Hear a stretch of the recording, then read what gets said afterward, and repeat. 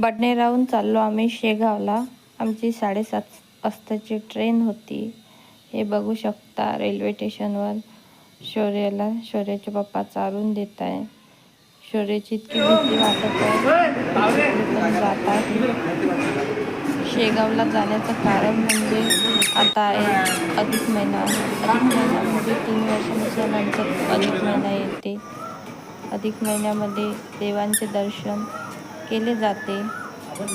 अमरावतीवरून काही ट्रेन राहत नाही शेगावला जायची, म्हणून आम्हाला बडनेराला जावं लागलं होतं.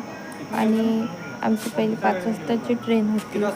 आम्ही लेट गेल्या कारणानं ट्रेन सुटून गेली. शेगाव संस्थेच्या इकडून रूम असते तिथं राहण्यासाठी. त्याकरिता आपल्याला 5 वाजेपर्यंतच ते अवेलेबल असते.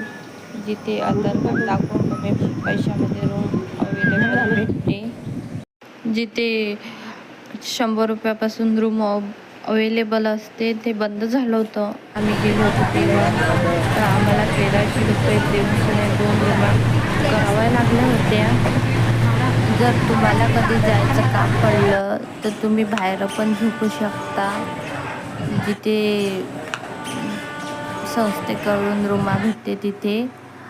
आणि शेगाव पूर्ण रात्रभर जागीच असते. दुकानं चालूच असते. तर आपली रात्र कशी पण निघून जाते तिथे. पण आम्ही रूम केली होती.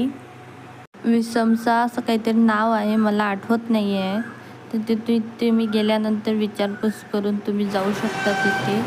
ॲटोवाला 10 रुपये का 20 रुपये घेतो तिथं जायचे. आणि रूम अवेलेबल असते. थोडंसं लवकर जायचं. आम्हाला पण रात्रीचं जायचं होतं.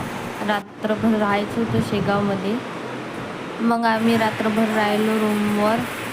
तिथे फॅन वगैरे पण नव्हता आणि फुकटमध्ये पैसे वाया गेले.